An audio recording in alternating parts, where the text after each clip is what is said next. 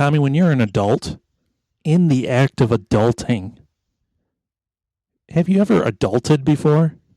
You totally lost me. Yeah, I was going to say, when you are an adult, you mean when I will become an adult, maybe someday?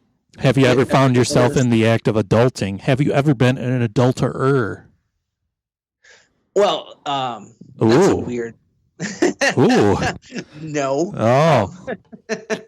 Choose your words carefully, Thompson. Holy cow, I didn't realize I caught you in such a pickle. No, I put gas in my car before. I think that's kind of an adult thing to do. Well, it is. They don't have people around here that do that for you anymore. So this is. Oh my God! I was in New York and they did that for me. It freaked me out. I'm like, why is this guy walking in my car? Why is he walking in my car? Big, huge, tough Indian-looking dude. No, it ended up being a gentle giant, but yeah, don't touch my gas cap, sir. That's my property. Like, oh, this is weird. They do it in Mackinac too. If you stop at the Shell gas station in Mackinac City, Michigan, it's the only way you can get gas there. Oh, that's crazy. I would shoo a man away. I'd be like, shoot. Oh, Tommy, a few weeks ago, I saw a man get shooed in real life. It was amazing. Really? Yeah, I was at 7-Eleven, and there was this. Now that's a great deal. Absolutely. And there was this scrubby-looking dude sitting outside right next to the ice machine. Well, not the ice machine, the cooler that has all the ice in it. It's 20 degrees out. What's he sitting next to the ice machine for? Because he's cooler than the other side of the pillow, you see. So he's sitting there with his old ratty Carhartt, and he's got a Walkman, a cassette Walkman. And oh wow, indeed. And he's got a big old beer that he's sitting there drinking. And so one of the dutiful employees of the 7-Eleven there come out and said, shoo, go on, get out of here, like he was a feral cat or something. Did he shoo? Did he go? Eventually, he took his sweet time, though. He was. Oh, that's funny. He was really rocking out to those hot jams, though. My favorite part of the whole story was not 4 spots down. Right there was parked a cop, a police officer, if you will. So why he didn't do anything about it, I'll never know. You know what, man? I'm telling you, if I was a cop and nobody called me for shit like that, I wouldn't even bat an eye. Well, I'd be like, please don't call me. Please don't call me. Please don't call me. Please don't call me. I don't want to. Who wants to write a ticket for open intox at Christmas time? Fuck that. Well, the man who shooed looked at the cop and pointed at the homeless hobo man. And the cop didn't even do anything about it. Shoo, go on, get out of here. Do your job, officer. Yeah, officer. Anyways, my point is, when you're I can't talk. When you're an adult in the act of adulting, the simplest problems seem to be the ones that take up your entire life. I mean, look at you, Tommy. You've been a floormeister for damn near 11 months. What's that? A floormeister. I don't know that word. You're a meister of floors. You touch a floor, you tear it up, you fix it, you start again. That's your soul. You're like a worker ant, and that's what you do. That's your purpose in life now. Flooring. Yeah. That's been the purpose of 2020 is redoing my floors. The cool thing is that in our spare bedroom, which sometimes if I'm feeling pretentious enough, I call it my office. But it's really just a spare bedroom. We tore up the floor and there's like this almost Hawaiian flooring under it. So we just decided we're going to keep that here for a while. I'm looking at it right now. It's pretty damn cool. It looks like something a Hawaiian shirt would be made out of. Wow.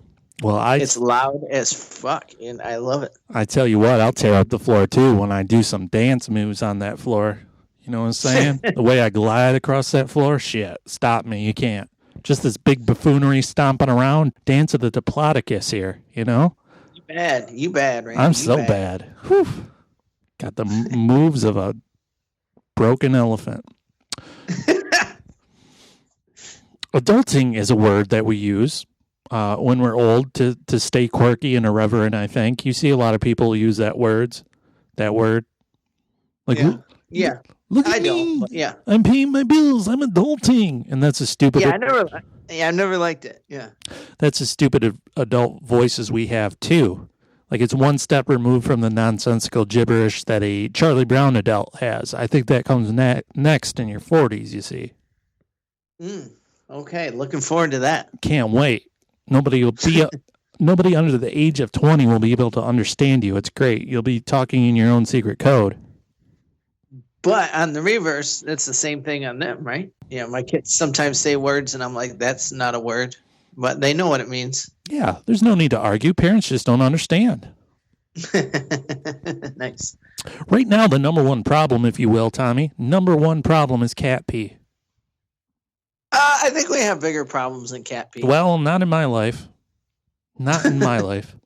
So, well, what a wholesome, joyous life that is. Well, I'm telling you, one problem takes it all over, and this is all I deal with day in and day out. I hear my girlfriend Pookie, whom I adore, talk about this cat pee nonstop. I tell you. So some stealth feline in that household is blasting urine in random spots, seemingly at whim. And really, it's the perfect crime because there doesn't seem to be any motive or method to their madness. Just randomly picking a target, executing a nefarious act of drive-by pissing, Tommy. Huh. So it could be like your jacket? Yeah. Could be anything. Anything could be the victim this night. Does it take requests? Fuck, streets are rough. I don't know. You gotta negotiate with the Don, I guess. I don't know how it works. To us here. Let me talk to this cool cat. Jesus Christ. If I could just get a handle on this piss, everything would just be fine and dandy. Like everyone has a cross to bear, Tommy, and ours is pee. Just feline golden showers, which I'm sure is a fetish site on the internet somewhere. But that's what I'm dealing with. Yeah, I'm not fact checking that one. Tommy, what's your major problem right now? Oh my God, that's a loaded question. Oh, here we go. Can of worms opened. What's that? Can of worms? No, it's always to do with me, myself, and I, as always. I mean, God, just the name of the day. Tommy, it's no surprise to me. You are your own worst enemy. Because every now and then I kick the living shit out of me. Oh, cool. Well, I guess if we can go daily, and that would just be uncertainty, I think, would be the biggest problem that just makes me anxiety riddled spassoid. I'm getting better though. I'm getting better. I try not to worry about things too much. My savings account dwindles, and there's nothing I can really do about it. So I'm waiting to get this damn vaccine. So, yeah, I would just say the uncertainty of I'm pretty much stuck myself into a self quarantine that I don't think I've been in a store. Maybe December 16th, 17th, something like that was the last time I've been inside anywhere, and before that was probably another 2 weeks. And I don't go anywhere. Tommy, how precious is this vaccine of yours? Just how precious? Suppose, for example, one of the side effects was that you lost all your chin beard. Oh man! Which would you choose? Would you choose the beard or the vaccine? I want to know. Hard choices here tonight on the MRS. Honestly, I would choose the vaccine and then get a fake beard. You get a Merkin for your face. Is that what they're called? You don't know what a Merkin is? Look it up. I'll blush if I tell you. Oh boy. Oh boy, indeed. Never mind. I'll just be smirking, not Merkin. Merkin. Yeah, that's right. No, I didn't say that. Oh, I said I was smirking without no Merkin. Okay, I get you. Yeah, remember like when Beavis and Butthead just glued hair to his face and called it a beard? I can do something like that. Yeah, that's right. It always amazes me that, like, these days anyways, women take every step in precaution to look as young as possible, while men do everything opposite. Like, they make sure they look like the oldest, most haggard possible versions of themselves they could be. I feel targeted. Well, I didn't mean to. I'm sorry. No, I always wanted to, ever since I was a little kid. Look like the oldest man in the world? No, I just always the people that I've always gravitated to and the people that I always found the most interesting to me are people that look eccentric and, not necessarily weird, but just eccentric. Just like that guy doesn't look like a normal person. So that's kind of a long beard. I'm kind of digging my long hair. It wasn't on purpose. I just don't go to the barber because I don't go anywhere, but I might keep the hair long for a while. Get your hair, Randy. Get your hair cut, hippie long stockings. No, no. Oh, not until I get this vaccine at least, and then I don't know. I might just let it roll. Then we'll see how long. Get it down to my ass crack or something. Mild problems, Tommy. Meanwhile, I'm sitting here breathing in oxygen and cat pee at all times. Like, I'm not sure how people live in Africa because I know it's a beautiful scene, man. But doesn't it just seem like it would just always stink over there? Just a never-ending reek. I mean, you got to bless the rains. Well, you got to bless those rains, though, right?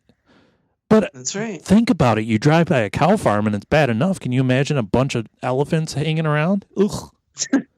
But mainly my beef is if domestic house cats stink so bad, imagine all the lions. You'd just be getting waterboarded by lion urine at all times. Oh, that's got to be like Niagara Falls, huh? Oh, Niagara Falls all over your face. Well, I would think that one might move. I would hope so, unless, again, cat fetish sites, So we've got these problems, you see, and so Pookie, God bless her, suggests these things. She sends me a picture of them, and they're little things, and they have catnip in them or something, and the cats go wild about them. It's supposed to ease their anxiety. Have you ever seen a cat on catnip, Tommy? Just videos. Oh my God, it's great. They just roll around in it, and they're just loving life. They're like, look at me, man. I've got all this. Can you take the catnip? I can't. No, it doesn't work on me. I'm not a feline. Really? Yeah. Okay, I just didn't know. That's like a proven fact? Yeah, I think it's a proven fact. I mean, we can try it on. That's another YouTube video. Tommy tries catnip. We can try that for sure. But these cats, they roll around. They're like, look at me, man. I've got all this fur. Fur. What a weird word, fur. Fur. So Zoe, my adorable kitty that I love, she went to this catnip, you see. We put it on the floor there, and she sniffed it up. I shit you not, like an 80s yuppie in a nightclub bathroom. Like, snorted it right up and then sneezed. It was awesome. It was amazing. I wish I had looked around like, what? Yeah, I wish I had photographic evidence of it. It was crazy. She did it like 3 times. She did 3 lines of catnip. It was great. But the problem with these things are... Sophie has deep embedded issues. Huh? Did you say Sophie? Oh, Zoe. Thank you so much. Check yourself before you wreck yourself. Next cat. Sophie's my next cat. Mm-hmm. We just don't know it yet. I ain't never naming no cat Selfie. That's gross. The problem is these things that my girlfriend, Pookie, whom I adore, showed me, they look kind of like nipples and they stick to the wall. So little nipples all over the place. That doesn't seem weird at all to you. You walk in and you see, first of all, 3 kids running around, a rabbit hopping about, the smell of ammonia in the air from all the cat piss, and 4 cats licking and suckling nipples attached to the kitchen cabinets. Tommy, would you walk into a home where you saw cats licking cabinet nipples, Tommy? My God. Yeah, I'd leave. Yeah, what kind of perv palace is this that I've entered? That's what you would say. Why do I feel so dirty? And it wouldn't be just all the piss in the air. It's vaguely obscene what's going on in these kitchen cabinets with these nipples and these cats. My God. Nothing here for me. Later.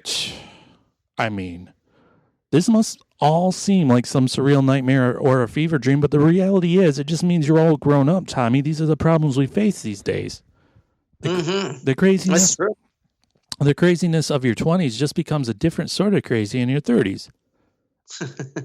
Except I hear it gets better though. I hear it gets better. When? Tell me when. Maybe that's just the thing that old people tell themselves, but I hear your 40s are pretty sweet. Sweet 40s, that's what they call them these days. The sweet 40s. Yeah. And I kind of got like the psychology like behind this all set out for myself to make it a reality because that's what I do. I just convince myself this is how life is. But I think, when you're in your 30s, you're coming out of that, especially people like me and you, we're coming out of that party every night sort of thing. And we're kind of adjusting back to, your 30s is like the first time you get to do what Randy would call adulting, right? Like you're really, really adulting in your 30s. You have to, or you're not going to move out of the basement. Right. And so I think that's why 30s are rough for a lot of people. And then once you hit 40, you're like, okay, you're starting to adjust. And I think like 40s and 50s and 60s, they're going to be pretty good. There might be some stress in the 60s if you're one of those people that have like a job that you can retire from, which I will never do. So I guess I will never understand that. But then you're supposed to, 60s and 70s supposed to be golden years, and 80s, right? Man, so the rest of your life is a different sort of crazy other than your 20s, except with less booze, right? Yeah, I mean, that's what you're supposed to do. Unfortunately for me, I probably do just as much booze as I did in my 20s, and probably more in a certain level. Like in my 20s, a 12-pack, I'd probably be good for the night, but now a 12-pack, I'm like, okay, what comes next? Where's more? So. Excellent. One day I'm going to have you over and feed you a 12-pack of beer and have those kitchen nipples on the firmly in place and see what happens. See if you go buck wild on those things. Drop that beat, D-boy. Put it in.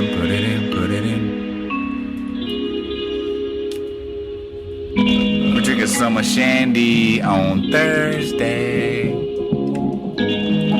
We so motherfucking out here, though. We never been this out here. Woo!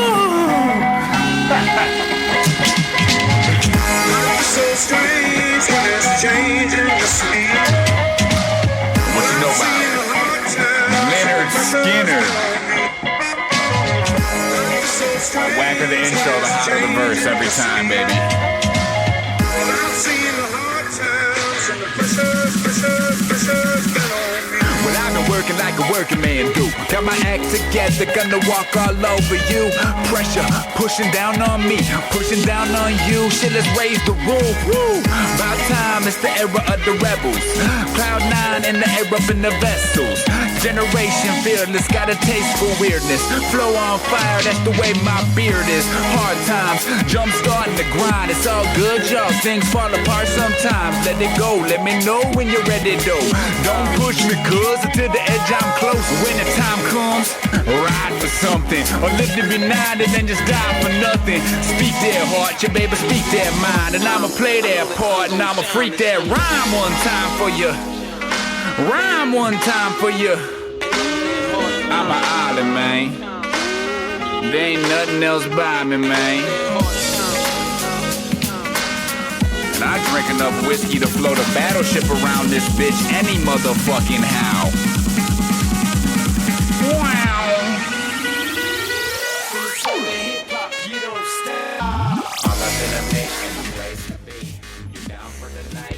Welcome to the Miserable Retail Slave Show. We're coming to you from the Pod Jack outside beautiful Flint, Michigan, USA.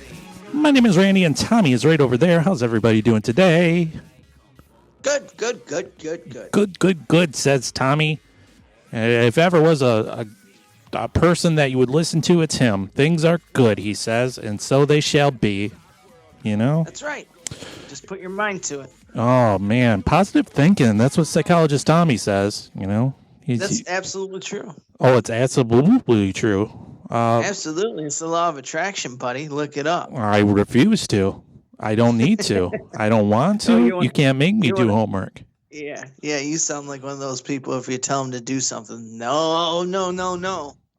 Okay, yeah, that's what I am. We are the Miserable Retail Slave Show. We ain't going nowhere. We're stubborn AF and equally as stupid, and we're not stopping till everyone in this goddamn world knows who we are. Okay? All right? Yeah. We're going to give you such a great morning / afternoon / evening. Whenever you listen to us, you're going to have such a great time. We've got comedian, photographer, Cliff Cash on later. That'll be fun. Yes, Cliff Cash. A comedian buddy of mine, originally out of North Carolina, now travels the nation, and as you'll hear in the interview, is going into the international travel soon, living out of his van. So also a traveling carpenter too. So He's a very interesting guy, and I think we had a good talk with Mr. Cliff, and his album comes out January 8th on Stand Up Records called Halfway There. So look for that. Yeah, it was a good interview. I looked at his photographs, and my God, those are awesome. He's great. Yeah, he's amazing. So it's yeah. Oh, you mean his photographs? I thought you meant how good he looks. No, I'm kidding. I see what you did there. No, he's a great. He prefers it seems like he prefers the nature photography, and yeah, they're really cool. I got one. I should probably get a couple more because every time I look at them, I am in awe. So there you go. Speaking of handsome fellas, Tommy, I know you're doing the world, like the things you have to sacrifice for the people who love you, Tommy. Like you're doing this for all the listeners recording tonight because I know what's happening. The Bachelor is on tonight. That's very true, and that's another reason why I was like, "Oh, we don't have to pause for dinner if you don't want to." So. Can I tell you a little secret, Tommy? Yeah, I saw the previews for this season, and I was captivated because I just need to know what this guy's major issue is. What is his problem? Does he snort when he laughs? Does he dress up in a giant teddy bear costume to have sex? Does he collect stamps? What issues does this man have? Like, why can't he get a woman at his Yes, have you seen this man? Right. It's always like that. It's always like that. Tommy. Handsome fella going, I don't know.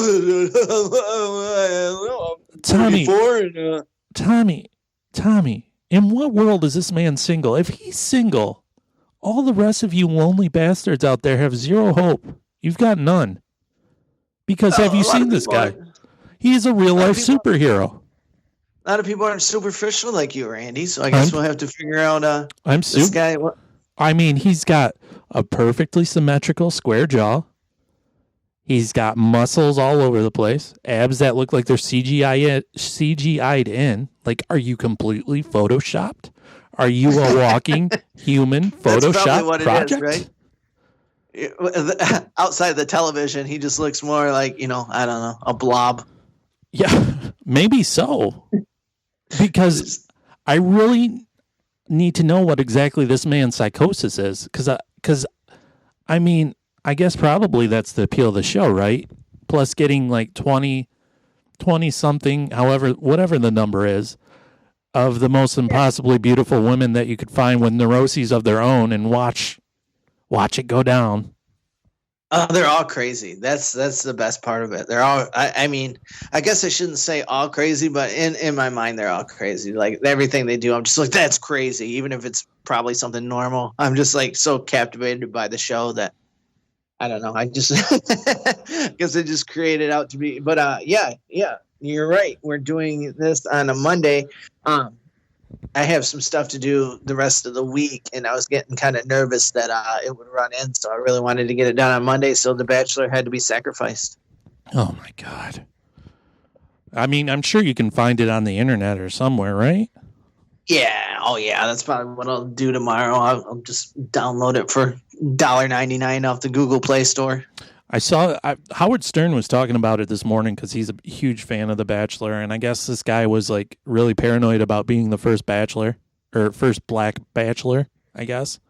Oh, okay. Which I didn't realize was the case, but I guess it is. And he was now that you say that, I look back and I don't recall. There's been a lot of African Americans on the show, of course, but sure. I don't think there was ever. I don't think there was ever the Bachelorette. Tasha that just wrapped up. I think she's part black. I don't want to say anything that will get me in trouble. I mean, I just don't want to say anything wrong, but I don't want to keep talking. You will. You will say right. something. I know. I'm gonna get canceled for calling her Polynesian or something. Yeah. I don't know. Just keep working it out. Keep working it out loud, and you'll audibly. Yeah. Don't say it in your head. Just, work the problem audibly, and you'll say something wrong. I would never say anything derogatory or offensive on purpose, but these days sometimes you get somebody's ethnicity wrong, and you could get into old bee's nest of trouble. Yeah, you don't mean any ill will. You're just a nincompoop. That's right. Yeah. That's my story, and I'm sticking to it. I'm being serious here right now. You know what I would love to see? What's that? Fat Bachelor. Well, they had what was it called? Average Joe. Yeah, but that was wasn't that like a parody though? I don't know. I don't know if I mean, that's something I should probably YouTube and look into. Then maybe we could do that on the history of useless things. Oh, you know what I'm thinking of? I'm thinking of the Joe Schmo's show. Yeah, there was a thing called the Average Joe, and I think it was just guys that are like 5 and 6s on the scale of 1 to 10, 4 to 5s and 6s. See, that's a show I would watch because there's plenty of attractive women out there that love dad bods and average dudes. So why the fuck not? I would rather root for the guy that wasn't some former model that spends 8 hours a day on his abs than some guy that hasn't really had a fair shake in life or love, and finally he gets a situation to be all around all these hots and see what happens. I would root all day for that guy. Well, there you go, Randy. Then you should probably look into where you can watch Average Joe on the internet. Let's do that. Let's promote old TV shows that don't need promoting anymore. Yeah, I would love to do that. We could do that. That should be one of our future huts. Is Average Joe. Okay, maybe I'll try to find it or something. We could do the whole history of The Bachelor. Yeah, that too. Because there was a show on that I got swept into a couple of years ago called Love Island. Oh, I've seen that a couple times. Oh my God! I always wanted to get into it more, but it was always on like a weird time. I just couldn't get to it between comedy and the girls' sports and stuff. But I've noticed it out there. Yeah, I think it was on Wednesdays and Thursdays. But what a fucking train wreck that thing was. So it's couples, really attractive couples, and they go to a island with a bunch of ridiculously attractive single people, and they get split up. So the guys in relationships go hang out with the single girls.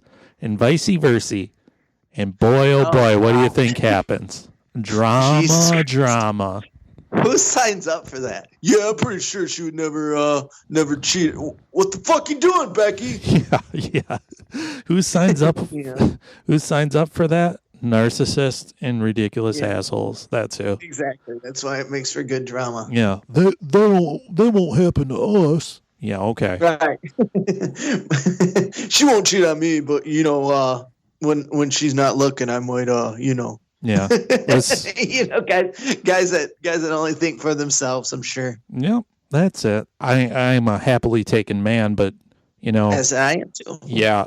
If I was on one of those shows, I'd just be a neurotic mess the whole time. Jeez. I wouldn't even leave my bed. I'd just be crying the whole time. I'd be like, just get me out of here. This is crazy. I want to go home. As it stands right now, I'm so fucking gross. Like, I take a shower and half my skin just sloughs off like I'm the snake man. Like, hey girl, hey, want to make out with a boy with the flakiest skin? You'll swear it's snowing, but nah, it's just my epidermis, girl. Yeah, no, I couldn't think of any even when I was single, I couldn't think of any reason to ever put myself in a position like that. But who knows? I probably would never got picked for even Average Joe. So, Tommy, we did this thing last week called the History of Unimportant Things. That's correct. And we looked at the origin of the Karen meme.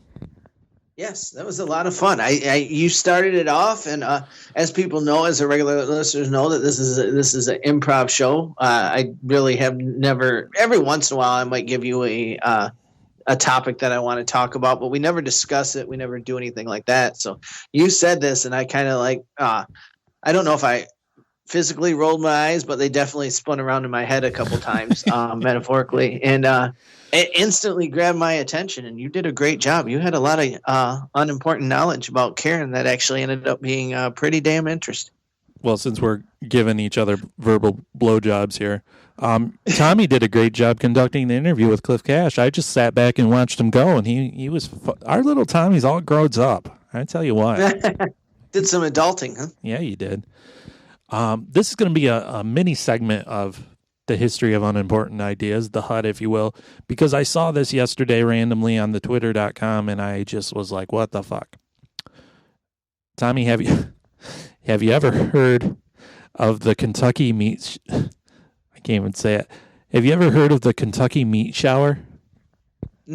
No, but let me ask you, said the History of Unimportant Ideas. It's a History of Unimportant Things, right? Oh, yeah, that's what I meant. Okay. Yeah. Okay. The Kentucky meat shower. Yeah. No, but does it have to do with horse racing and bourbon? Ooh. No. Well, that's what Kentucky's known for, right? I guess. What does that have to do with a meat shower? I was just thinking, I don't know. I mean, I don't know. I was just thinking those are the two things that Kentucky is known for. I guess it's known for a meat shower, whatever the hell that is. Do declare, Randy. Go ahead. Just for a spoiler, Kentucky meat shower is not something you can search on Pornhub and come up with some libidinous thing, okay? People. That's good. Yes. That's good. The Kentucky meat shower. I like when you do pure things, Randy. Oh yeah, that's me. I'm pure American Pie boy here. Old Johnny Appleseed, that's me. There you go. The Kentucky meat shower, Tommy, was an incident occurring between the hours of 11 and 12 o'clock for a period of several minutes on March 3rd, 1876, where what appeared to be chunks of red meat measuring 2 by 2 inches fell from the sky near the settlement of Rankin in Bath County, Kentucky. I don't know if this is unimportant. I like this. It was raining meat, Tommy. Can you even believe it? Hallelujah. That's right. I mean, I'll take it all in my mouth, all that meat. I don't care. There exist several explanations as to how this occurred and what the meat actually was. The most popular theory being the vulture theory, meaning groups of vultures regurgitated their meals and then the pieces fell to the earth. Oh. The exact type of meat, Tommy, was never identified, although reports suggested it was beef, lamb, deer, bear, horse, or even human. What? So they have no fucking idea. Human? Are you kidding me? Oh, man. That reminds me of a really scary story I heard when I was a little kid. You ready for this? It's Okay, kind of a go side on. note. Okay, go on. I read this story when I was a little kid, and it always freaked me out. And even to this day, if I'm outside alone in the dark, I don't get scared, but I kind of like snicker about it. You snicker? You laugh about it? Yeah, well, I mean, it just like it's funny that I'm always reminded of it. It's funny that it's never left me. I was probably like 5 or maybe 7 when I read this story. You know, I was probably about 7 when I read this story. It's funny. It's always just stuck with me. And so anyway, this kid in the 1800s, little boy, his parents told him to go out and fetch some water out of the well. And it was a snowy night, dark and snowy night. And he got about halfway to the well in the backyard, and he started screaming. And his parents ran out there, and they couldn't see him, but they could hear him screaming. And they followed until his footsteps in the snow just stopped. And they just, like he just disappeared, and they could hear him screaming. And then they looked up, and they saw some creature carrying him away in the night, and he was never to be found, like flying him away. Like a Mothman or something. Oh. It was a terrifying story as a kid, and it's funny. Like I'll go outside at night sometimes, and especially now that we've had our first big snowfall of the year. I was out the other night taking out some trash, and I thought of it, and it, like I said, it's just something that's always stuck with me, and it always makes me laugh a little bit. That just that crazy story that somebody hopefully made up is still rattling around in my brain. So the meat shower, Tommy, at the time of the incident, Mrs. Crouch, a farmer's wife, was making soap on her porch, as you do when you're a settler, a pioneer. Sure. When she reported seeing the meat pieces fall from the sky, she said she was 40 steps from her house when the meat started to slap the ground. Ooh, what a delicious sound that must have been. The meat looked grisly, according to Mrs. Crouch. Mrs. Crouch and her husband believed the event signified a sign from God. A similar event was later reported in Europe. The phenomenon was reported by Scientific American, the New York Times, and several other publications at the time. This was 18 what? 76. Wow. 100 years into freedom. Yeah. What do you think God was saying? Yeah, it was probably, I don't know. I guess I don't know. Did they weigh it? Did they know how much, or was it just like a few globs and that was it? God was saying, "Where's the beef?" Let's see. Because maybe like some birds were fighting and they just tore like a couple of them to, shreds. Let's see. Most of the pieces were 2x2, and at least one was 4x4. The meat appeared to be beef, but according to the first report in Scientific American, 2 gentlemen who tasted it judged it to be lamb or deer. Who picks up random falling meat from the sky and says, "Well, what the hell? I'll taste this." God. Give it to Brad. He'll eat anything. Right? Mm-hmm. Leopold Brandes gave a meat sample to the Newark Scientific Association for further analysis, leading to a letter from Dr. Alan McLean Hamilton appearing in the medical record and stating that the meat had been identified as lung tissue from either a horse or a human infant. Oh, what? Ugh. That's crazy. Oh, I don't know. Lung tissue from a human infant. Or a horse. That's kind of a wide range there, I would say. Yeah, right? I wonder if like a bird carried away a baby and then just like ate it up. It was probably a stork delivering one of those little baby children, because that's where babies come from, and it actually dropped one of those little babies in a buzzsaw, and then the meat pieces fell from the sky, because there used to be buzzsaws in the sky, you see? Back there you go. Mystery solved. Mystery solved. Better write Scientific American and tell them it's not really science. In regards to your article in regards to your article from 1876, I believe you have it all wrong. You see, this is what happened. Dear sir, ma'am, I do declare. There you go. All right, folks. Long ago. Yeah, I think we're going to take a quick short little break here. Listen to MRS, the Miserable Retail Slave Shoe. There's nothing more refreshing than tuning into the Miserable Retail Slave podcast. Well, except for a heckler at one of Fat Tommy's wannabe comedy shows. Have you ever seen Tommy? He's a mixture of cow shit, a millennial, and a hipster, all thrown into a burlap sack, mixed up to make his bubble fat fucking slob ass. Fuck that guy. Anyways, back to the task at hand. Hyping the Miserable Retail Slave podcast. Listen to this show. Trust me, it's that good. Even the Tommy part.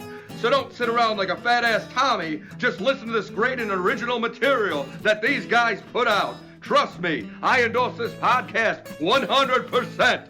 This is your neighborhood hype man. Over and out, let me tell you.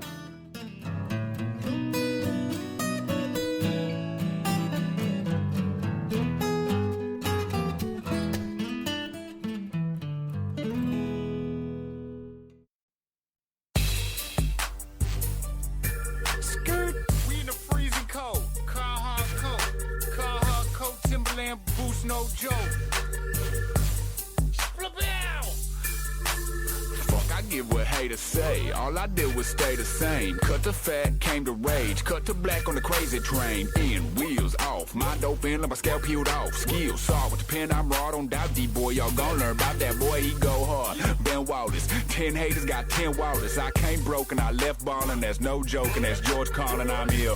Ain't that a fact? Lil' Pip boy, I kick it like Pack-a-Lack. We the rap pack, you a pack of rats. Get tracked into the crack like, oh snap. Kush packs, cracker packs. Blowing up to the track collapse. With a white girl with the fattest ass. We break the ice, you catch a bash, yeah, fish in the barrel. Hood hippie apparel. See me on the beat like Christmas and Christians with carols. And it's the radical, tactical, magical, sagittal, suture splitter. Future spitter, boo. Here's a cheers to new beginnings.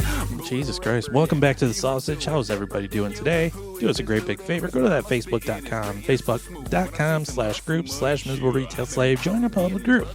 Join all the fabulous, fun people there. You can also follow Tommy on TikTok. He's a TikTom now. Yes. Our good friend Abe Falcon gave me that nickname, and I love it. He said TikTom. So TikTom struck again the other night. I had a few choice beverages, some Busch lattes, and went and grabbed one of my daughters out of her room and was like, make creepy. a TikTok. What's that? Creepy. Well, it's not creepy when it's your daughter. I said, hey, kid, come help me make a TikTok. And she was very helpful and showed me what I needed to do. And then I got really into it. And look out, because there's going to be a lot of TikToms, because I downloaded 2 support apps to go along with TikTok. So I got a bunch of them even hanging in the shadows. Boy, it's always fun when Grandpa learns technology. Oh my gosh, TikTok is so much fun. It's like my favorite thing right now. So the problem with it is that I'm not sure if I'm breaking any copyright laws. So I guess there's stuff like that. But I think when you only have about 10 to 12 likes on your TikToks at the moment, I don't think I have to worry about being on anybody's radar. First of all, you're not breaking copyright laws. The songs are on there on TikTok. Oh no!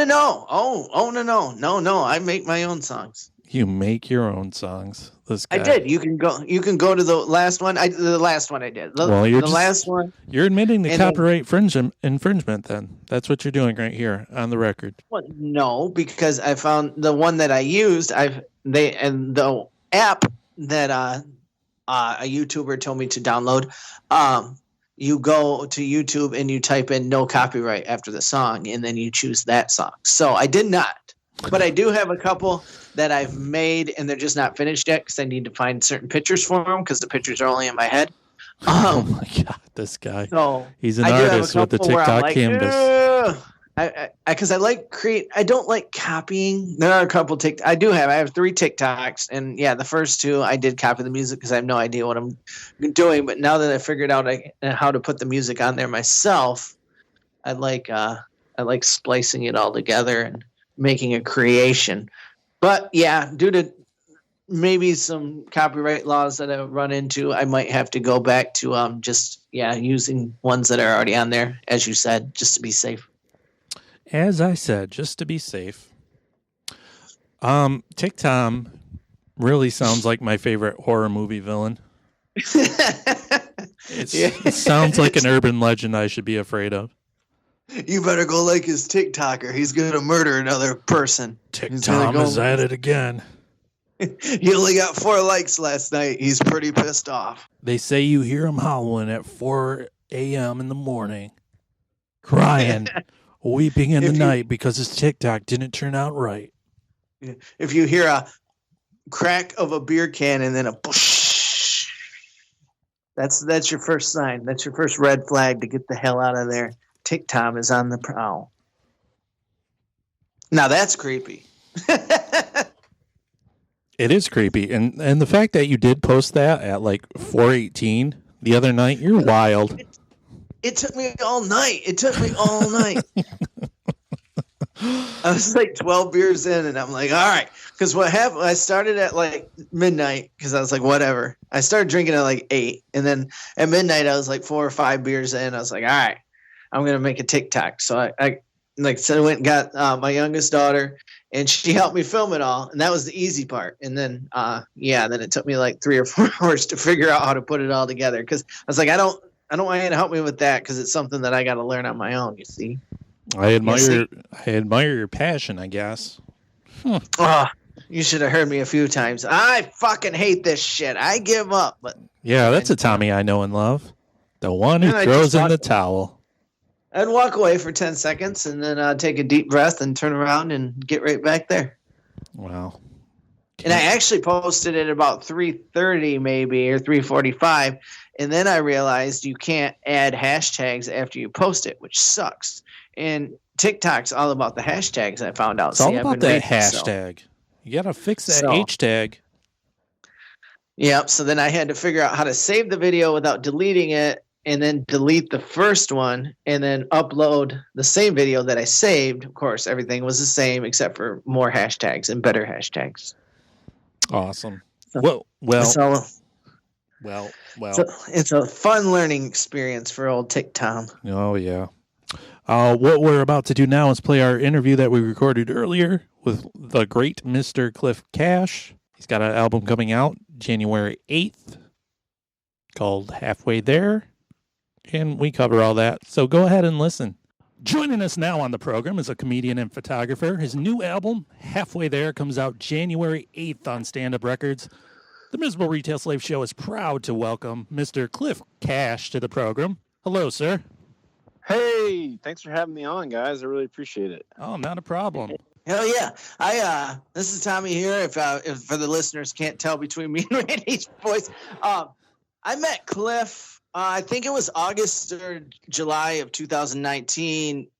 It was in beautiful Saugatuck, Michigan, and we were doing a show at the Coral Gables Comedy Club there. And Cliff, you were living out of your car at that point, and now you have since renovated a van, from what I understand, huh?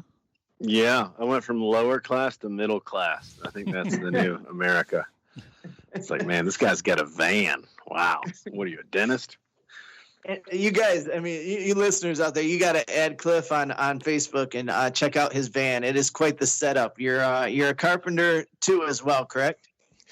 Yeah, I'm sort of a, I guess, jack of all trades. There are a lot of people who call themselves carpenters that are more talented than I am, but I can do a little bit of everything. I can do some carpentry, I can do some tile, I can do a little bit of plumbing and electrical. So if you turn me loose on a room, I can probably get most of it done without having to call somebody else, so just like in a comedy club, turn him loose and he'll fucking go crazy, man. Yeah, I'll host, I'll headline, I'll renovate the comedy club for extra money, whatever you need. You got a leaky faucet back there? I'll take care of that.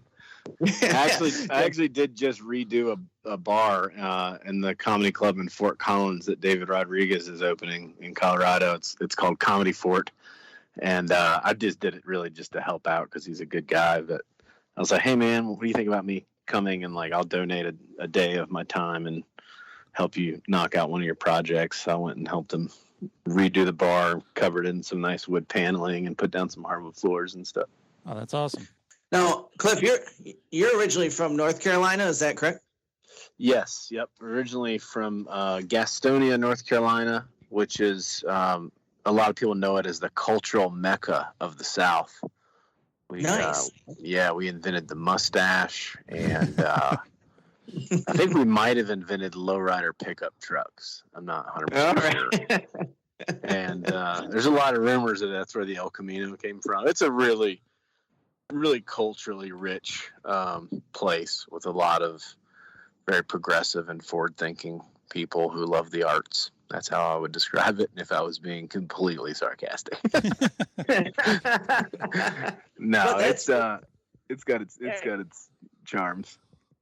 Yeah, well, I mean, you're in the arts, and your brother is an accomplished writer, so apparently it's doing some people right, huh? Yeah. I mean, we're the diamonds after the coal was compressed for long enough. I would never call myself that in any other circumstance, but that seemed like a funny analogy. That's great. that should be the my dating profile. For sure. Are you looking for a diamond? I'm from Gastonia. And where are you at right? You're in Denver right now, living in the van? Well, I'm actually staying in my buddy's place that I'm renovating. So he had an extra room and bathroom. So I'm high on the hog, man. I got my own bed and my own bathroom, and it's pretty sweet. But I have slept in the van a couple times this week. But one of those being New Year's Eve, I was like, I've had a lot to drink. I don't feel like spending money on an Uber. I'm just gonna sleep here till breakfast. So that's gotta be a cool option. Yeah, it is kind of. It's not as fun when it's really, really cold, but I've got a little propane heater. Where's your next adventure taking you when you get done with the renovation? Well, when I get done with his house, I'm going to jump on the van and finish some stuff on it. I want to add a window or two, and then I'm going to put a exhaust fan in the ceiling so I can kind of keep the condensation in check, and also when it's warm out, that'll remove hot air as the hot air rises. But I'm going to insulate the walls and ceiling, and I'm just doing just a few more things to make it really, really have some good fit and finish. And then once that's done, I think I'm actually going to drive to Mexico and spend all the money I made doing the renovations. Because it's the end of the world, you know. Like the last house I renovated in Asheville, I was like, all right, I'm going to learn about investing, and I'm going to invest this money. And then I was like, I'm going to buy a boat. So I got a boat now and no money, but that's awesome. And a surfboard, are you going to do a lot of surfing in Mexico then, huh? Yeah, that's kind of that was sort of the plan is, I'm going to go down through San Diego and then down into Baja and surf as much as I can in Baja. And if I fall in love with it, I may end up just staying there for a while. But my original plan was to then come back up sort of to the mainland and then back down the west coast to like Sayulita and Puerto Vallarta. And then I wanted to hit Mexico City for a few days and then eventually get over to Isla Mujeres and Tulum. And that's as far as I've planned. I know I'll see a lot of cool stuff in between those places that I don't even know to look for yet. But right, yeah. Then you'll take pictures and sell them on your Etsy thing too, right? As you are an amazing photographer. I got one of your prints here, and I love it. So it's great. So that's another thing that I appreciate it. Yeah, that took off. You know, like I really started doing that, I guess, when I was kind of started featuring, touring with comedy. Everybody was like, man, you got to have merch. Like, it just doesn't even make sense unless you're making money off of something other than the pay. Because, you know, comedy bookers and clubs literally pay us the least they possibly can. That's right. and still get somebody to do it. And that's a shame. And I hope that changes. And if I ever make it big in comedy, that's something I plan to speak on a lot and fight for better treatment and pay for comics. But it's not the most lucrative thing in the world. So I started, you know, I didn't know what to sell. I didn't really want to make t-shirts, and I didn't have a CD yet at the time. So people had started sort of complimenting my photography on social media and stuff. And so I thought, you know, I'm just gonna try and see if anybody will buy them. So I started just like buying cheap matted frames at the store, like at Target, and I was just matting and framing my photos and selling them. And then I did that enough that it seemed like it was going to work. So then I started ordering 100 mats at a time, and I've sold about 2,000 of them now altogether.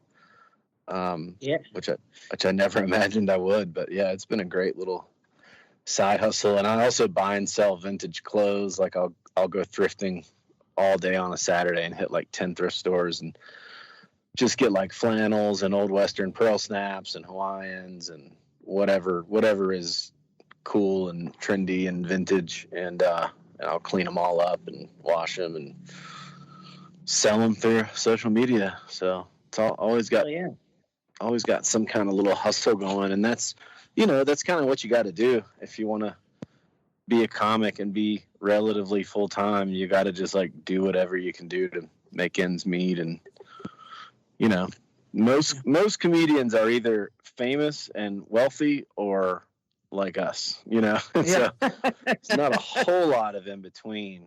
So you just kind of grind away at it until hopefully one day things click and fall in place, and all of a sudden you're successful and you can look back and laugh about it. But I'm just enjoying the ride. If that never happens, I'm still enjoying my life. So yeah, that's what's most important. And I think that, you know, that comes through in your stage presence and in your stories and in your photography and all that stuff. You can see that you're like I would say maybe like kind of a humanitarian person that loves nature. And I really think that endears you to a lot of people. And it was funny when we were doing that Coral Gables show there in Saugatuck. You called me on stage. You called me. You said that I was one of the stepsons of anarchy, and it was one of the funniest things I've ever heard. And Randy has heard me refer back to that in my set now. So thank you for that. That's great. Oh, no, that's great. I don't even remember that, but that's pretty fun. Oh, that was I mean, it fits me so well. So that worked out. And then you booked me in Pittsburgh. So that was awesome. That was one of my favorite comedy trips. I took my wife. It was the weekend after our anniversary. So it worked out really good. We just turned it into a anniversary trip as well. So that's awesome. fun, man. Yeah. Where can people find this album at? So the album's through Stand Up Records, and they're a great label. I'm really excited to be on with them. They've done albums for Mark Maron, Patton Oswalt, Maria Bamford, David Cross, all kinds of people. So Stand Up Records, and then the album is really available everywhere that you can order a digital album. So like iTunes, Apple Music, Amazon. If anybody's struggling to find the link, they can go to my Instagram, which is Cliff Cash Comedy, 2 F's, Cliff Cash Comedy, and I've got a link on my Instagram bio that will link you to all those Amazon and Apple Music and everything. So it's coming out January 8th. I'm really hoping to. I think if I can sell like 100, really hoping just to sell as many as I can on pre-order. I just really want to try and get it like number 1 on iTunes. That would almost make 2020 not feel like a waste. Right. Where'd you record it at? I actually recorded it at my home club, Dead Crow Comedy in Wilmington, North Carolina. Really awesome club. My buddies Timmy Sherrill and Cole Craven own the club, and they're just 2 people that like really, really believe in comedy and have fought hard to bring it to that small town and keep it going there. And I mean, it's really a world-class club. I mean, it's crazy it's a relatively small town to have that nice of a club, because there's so many cities in the United States that shockingly just like don't have a club. Like New Orleans doesn't have a club. Charleston, South Carolina doesn't have a club. Asheville, North Carolina. So to have a club like that and that small of a town is a huge blessing, and those guys are awesome. And it's a good show. It's I was just thinking about it last night. Like during the show, there's several times where people yell stuff out, but because it's like my hometown and my home club, the crowd's like packed with my friends and family basically. So I like hear somebody yell something, and I'm like, I'm pretty sure that was my brother. That's great. So I thought about like doing like a Zoom event to promote the album where I put it like everyone on the Zoom call had some kind of part in it. Like, here's the host. Here's the guy that yelled 420 in the middle of the show. Here's my friend Diane who finished my joke for me. Just like get everybody in there. So that's great. And it's a good hour. Okay. Yeah. Do what? Say again. Yeah. I'm sorry. They're doing okay during the pandemic here. They're surviving the Dead Crow. Well, I think they're kind of rolling with the punches, but it sort of worked out in a sense because they had already acquired a new space physically, and we're renovating it to transition into the new space. So that was kind of already happening. So I think it's, I'm sure it's hard to lose income, obviously, but they were already transitioning into that space. And so, they've just been working on that and doing everything they can to keep the momentum going in that direction. So I think they're both also doing other things to make money and get the bills paid and all that. So they're just adapting like the rest of us. But I feel confident that when things recover, whenever that is, I think they'll pull through and make it.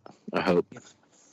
Do you think there's going to be a big entertainment boom all over the world, or do you think you think it's just going to kind of creep back in? What's your thoughts on how let's say once 70% of people either get the virus or become the vaccine, and we get that 70% herd immunity they're saying we need?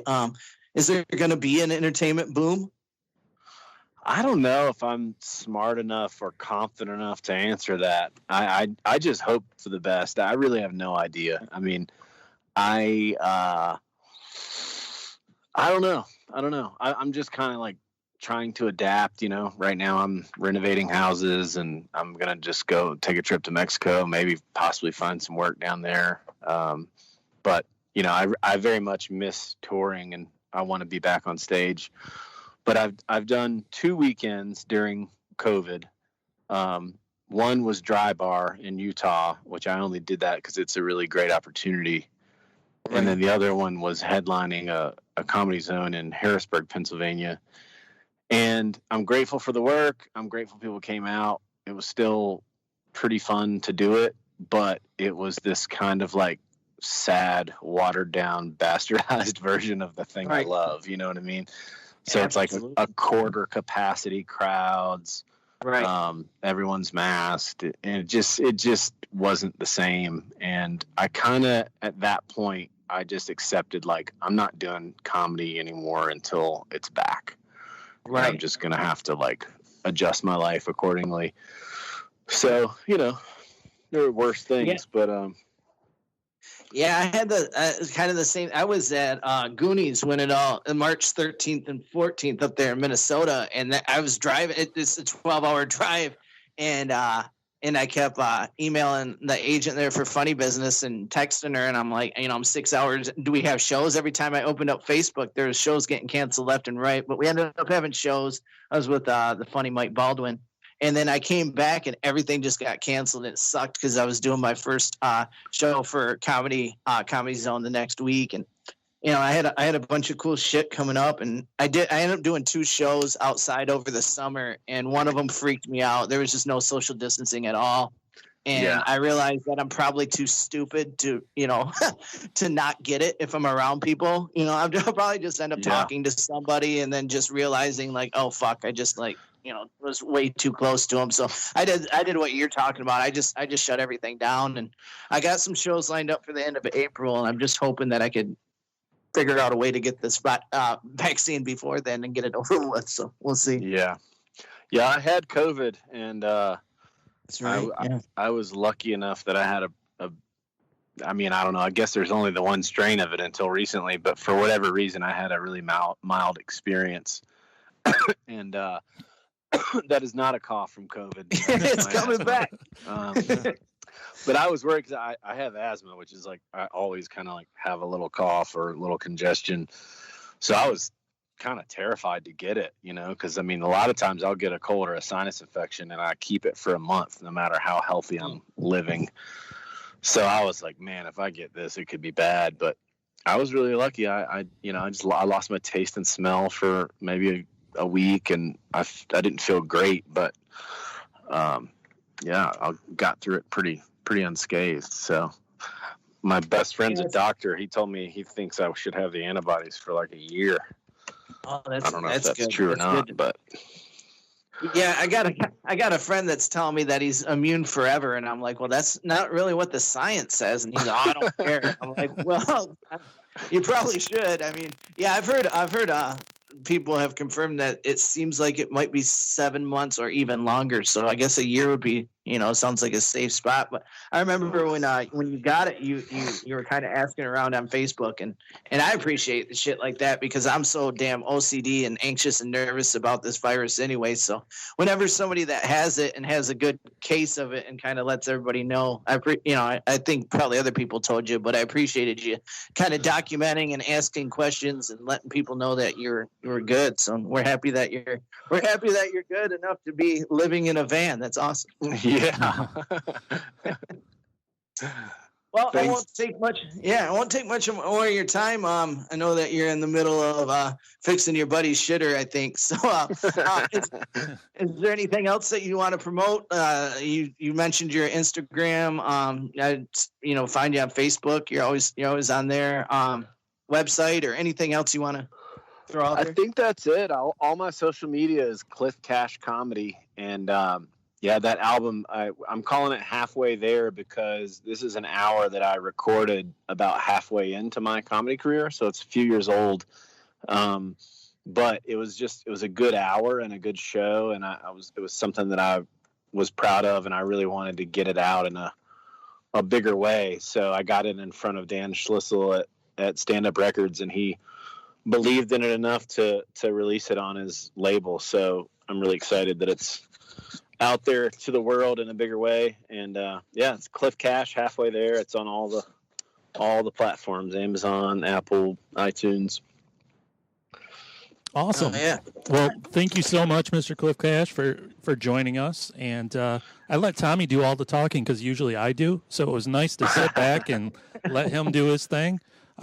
We appreciate you for being on so much. Yeah, thank you so much for having me. I've got a funny side note. So, Sure. I was in the car business when I was real young, like 20 to 24.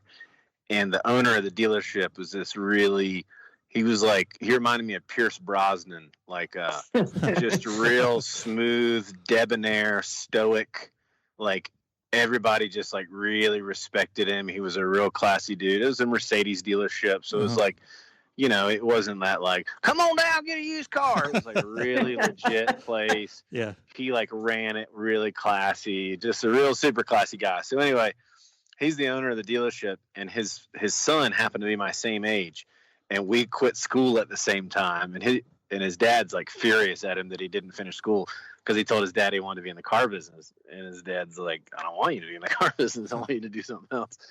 But anyway, so he came to work at the dealership, and he and I had our offices beside each other, and we became really close friends. But one morning, his dad was walking through the dealership, and his name's Mr. Parker. I said, "Good morning, Mr. Parker." And he said, "Hey, Chris." And like he knew that Chris wasn't my name. You know, like he had a look on his face where he's like, maybe it's not Chris, but he just kept walking. And so I go over, my buddy's name is Rutledge. So his name is Rutledge Parker. My name is Cliff Cash. So I go over to his office and I was like, "Hey man, your dad just called me Chris." So that's cool. I've only worked here for like 4 years, and I'm like one of your best friends. But so we were laughing about it, and so he starts calling me Chip, and I start calling him like Ronnie instead of Rutledge. So we just swap out names: Chip, Chris, Clint, and I call him like Ronnie, Reggie, Reginald, Ron Phenomenon. Like we literally haven't called each other by our actual names since, and that was about 20 years ago. But so his name's Rutledge Parker, so we mix up the first and last name. So like I call him Ronnie Perkins all the time. So when I'm calling into the show, I'm like, "Oh man, it's Ronnie Perkins." I gotta immediately call him after this and be like, "Guess what? I just talked to you on the phone." That's great. The real Ronnie Perkins. Yeah, that's right. He said, "Quit using his name." That's awesome. Yep. Yeah. Well, thank y'all so much, and I'll talk to you soon. I hope you have a happy New Year. You too. Thanks, Cliff. Again, that's Cliff Cash. Find him on all the social media and check out Halfway There, his new stand-up comedy album on Stand Up Records. Thanks again, Cliff. Thank you. Thank you, guys. Take care. You too. All right, Tommy. Big thanks to Mr. Cliff Cash for being. I don't know why I keep calling him Mr. Cliff Cash because I'm very respectful. That's why. Yeah, and I think the way his name just flows, you know, he's Cliff Cash. He's Yeah. Cliff Cash. I think it sounds pretty good. It sounds good. Say Mr. Cliff Cash. I actually bought one of his brothers, Wiley Cash. I bought one of his books. I have yet to read it thoroughly. I mean, I skimmed it, and I think it was a bestseller. I know he has some bestsellers. So Cliff comes from a family of talent.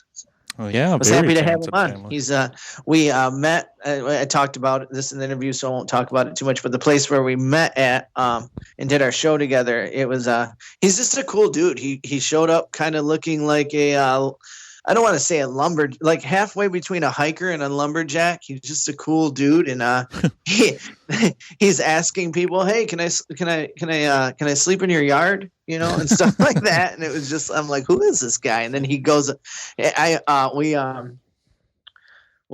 place that we're at has a magician that goes up every week, and he just does like 5 minutes, and he's the host of the show.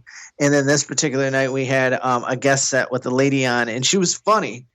And she was really funny, but she was wearing like a bedazzled jean jacket, and she had like the short blonde hair, kind of like a Karen look, but she wasn't a Karen. She's a very nice lady, but kind of like that hair, in a bedazzled jean jacket and jeans, and then I went up after her, and it was funny because Cliff called her. He said, "Wow, I never thought I'd be following my 7th grade algebra teacher," which was really funny. And then, of course, we talk about it in the interview where he calls me one of the stepsons of anarchy. So yeah, it was, and that was my first time doing a real interview, and I thought I did pretty good. Yeah, I just let you go. You were doing a great job. I'm like, well, I'm not gonna get in it. Well, and I put you in charge of it too. I'm like, listen. I've had enough. You go. It's your turn. And you took the ball and you ran with it and you did a great job. So kudos. Thanks. I'm going to start my own podcast now and I won't have time for you. And I just interview famous people. That's fine. You do that. You do you. I do me. You can't handle it without me. Yes. What would no, I life do be? like. I do. I think we should interview. I think we should interview more people. I like that. And maybe next time you can take, unless it's somebody that I personally know, then I guess you can take the realm too. So. The realm, he says. I don't know what that means. The helm. I meant the helm. I don't know why I said the realm. Living in my alternate universe over here. Yeah, we should line up more interviews in the upcoming weeks. We're going to have different sort of podcasts on and stuff. Dr. Penrose said he's going to come back on, so that'll be a hoot. Yep. Thanks for shooting your shot for Dr. Penrose. I know. I'm excited for Dr. Penrose to come back. It's been like 3-4 years probably. Right. He can educate us ignorant white boys on a lot of stuff that's going on. Absolutely. It's always fun when Dr. Penrose is on, so that's going to happen. Juliet Miranda and David the producer are going to be on soon. Nick from the Epic Film Guy, formerly of the Epic Film Guys. Dan the Mattress Man from Netflix and Swill had a great idea. He suggested coming on like maybe once a month, maybe once every 2 months to talk about the upcoming Netflix happenings, and I thought that might be a great idea. Might be fun. Okay. Yeah, I'm always looking for the next cool thing on Netflix. For people that are cool people like me, there's a cool Hulu thing on Chris Farley. So he's probably my all-time favorite person that's ever been on film.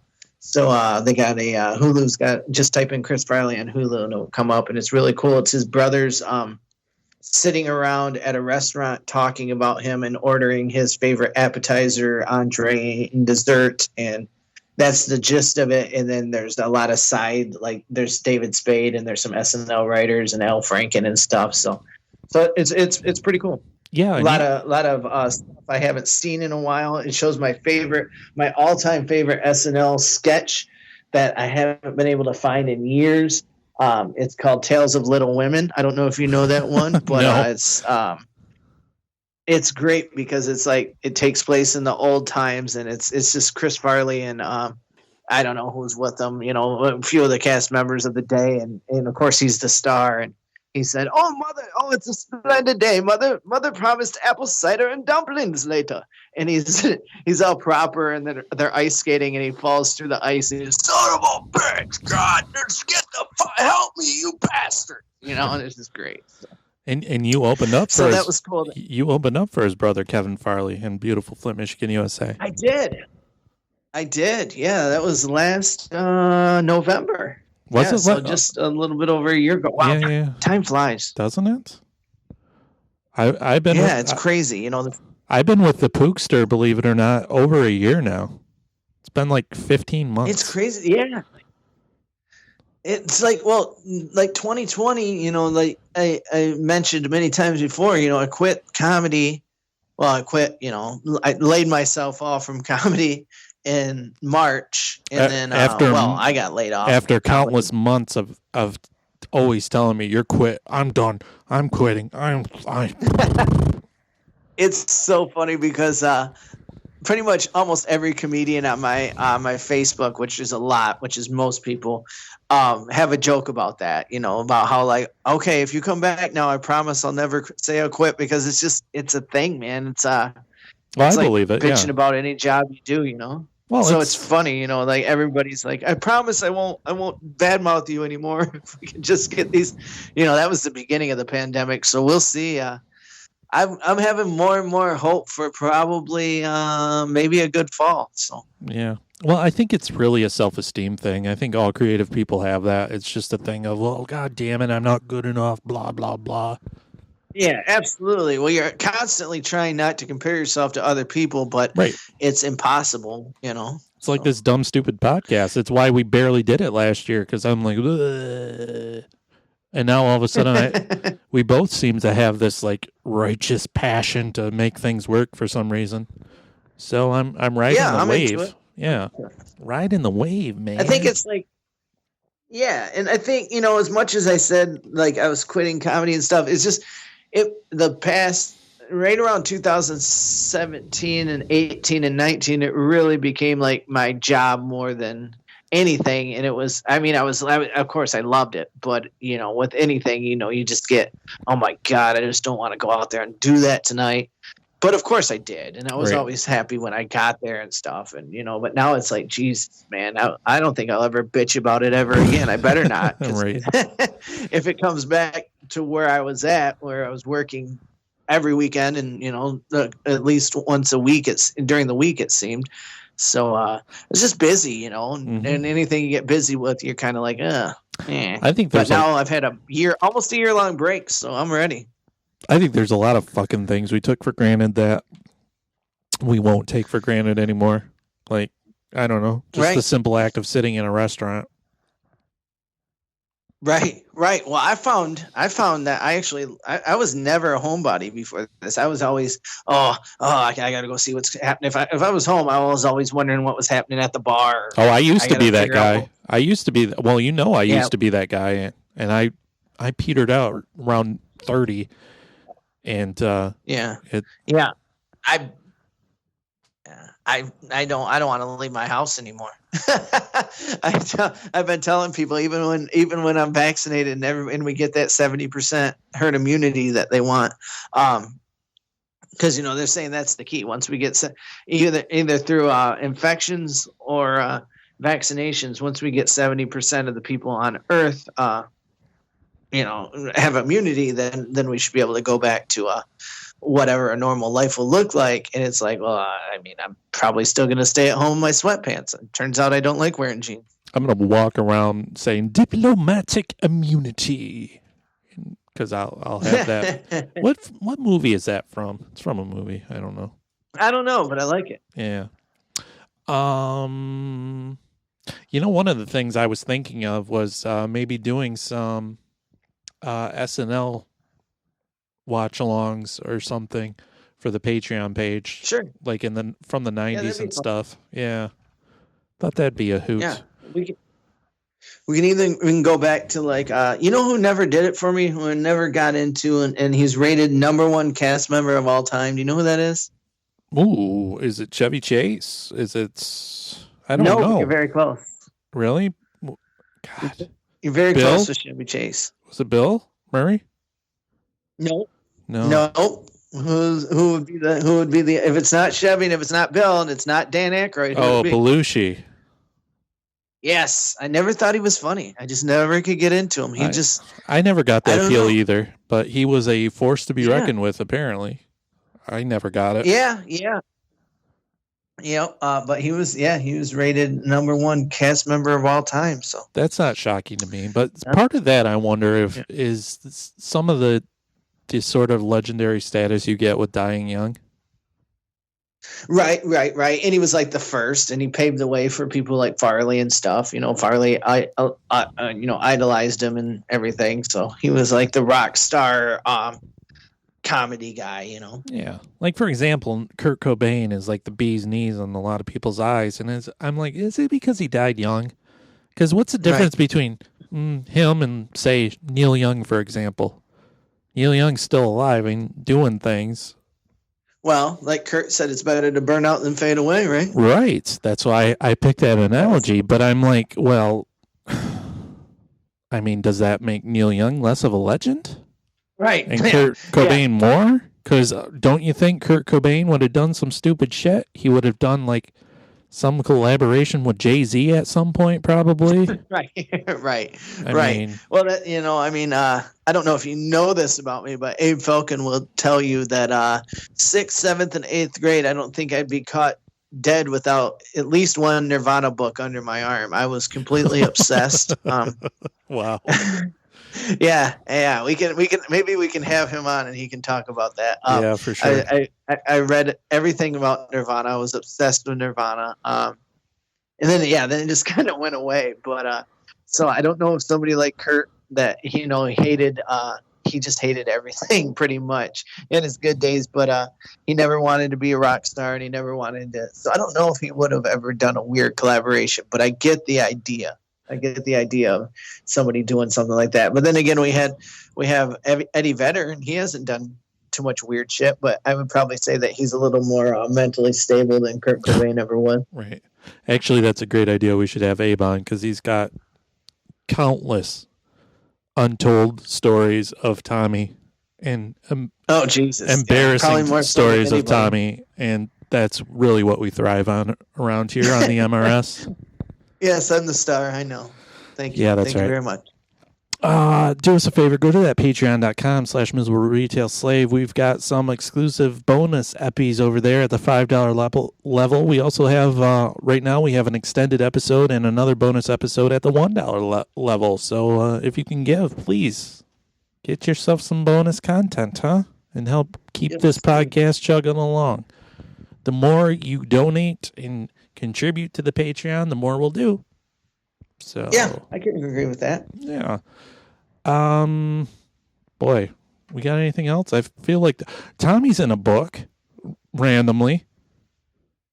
Yeah. What's the name of that book? I don't know. Comedy writers walk into a book, I think, right? It's your stupid fucking book that you're in. I don't know. Don't call it stupid.